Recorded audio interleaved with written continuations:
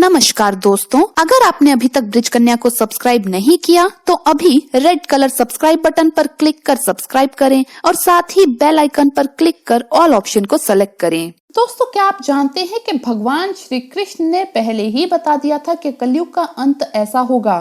दोस्तों, सतयुग में शिव, त्रेता में राम, द्वापर में श्री कृष्ण और कलयुग में भगवान बुद्ध हिंदू धर्म के केंद्र में है।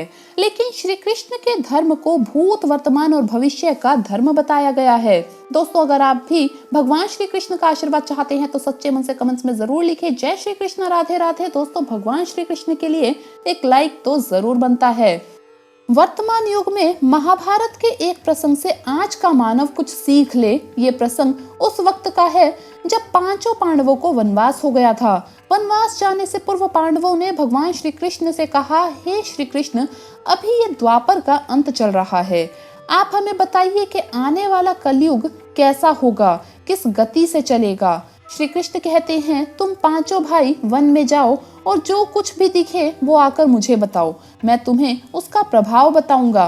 पांचों भाई वन में चले गए। वन में उन्होंने जो देखा उसे देखकर वो आश्चर्यचकित रह गए। आखिर उन्होंने वन में क्या देखा और श्री कृष्ण ने क्या जवाब दिया? दोस्तों, चलिए जानते हैं इस वीडियो में।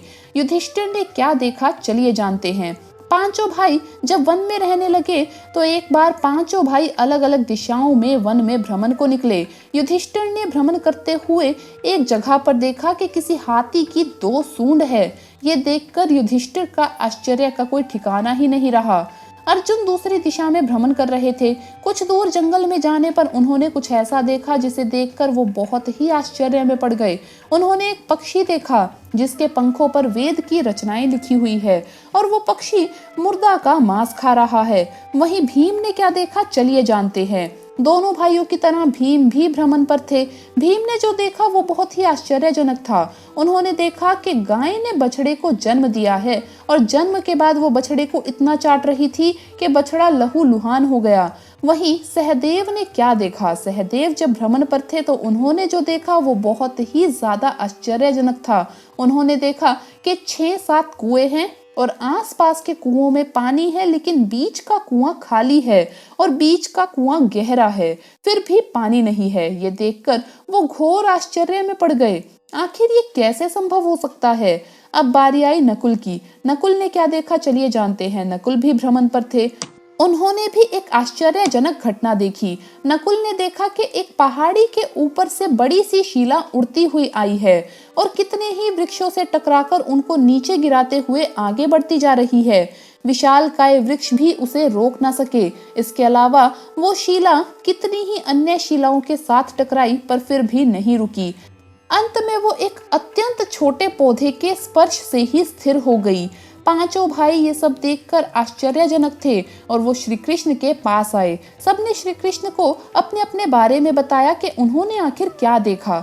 सबसे पहले युधिष्ठिर ने कहा कि मैंने तो पहली बार 2 सूंड वाला हाथी देखा, ये मेरे लिए बहुत ही आश्चर्यजनक था। श्री कृष्ण कहते हैं, हे धर्मराज, अब तुम कली काल की सुनो।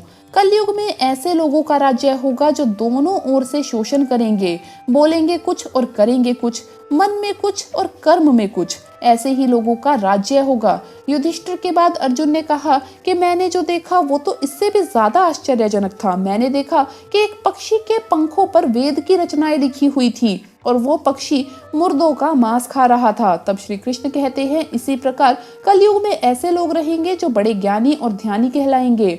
विज्ञान की चर्चा तो करेंगे लेकिन उनके आचरण राक्षसी प्रवृत्ति के होंगे। बड़े पंडित और विद्वान कहलाएंगे किंतु वो यही देखते रहेंगे कि कौन सा मनुष्य मरे और हमारे नाम से संपत्ति हो जाए।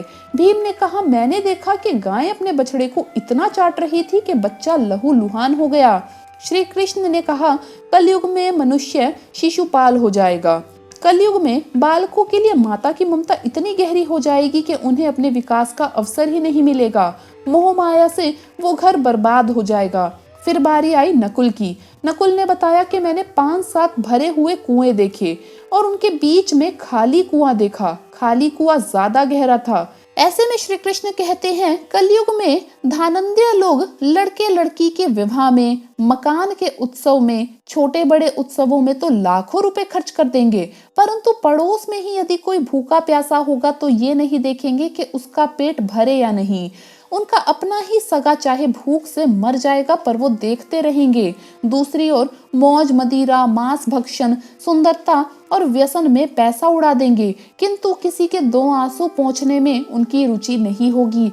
ऐसे में सहदेव ने कहा कि मैंने तो बहुत बड़ा आश्चर्य देखा। एक बड़ी सी चट्टान पहाड़ पर लुढ़कती हुई आई। उसने वृक्षों के तनों तक को कुचल दिया और यहाँ तक कि बहुत सारी चट्टानों से भी नहीं रुकी, लेकिन एक छोटे से पौधे से टकराकर रुक गई।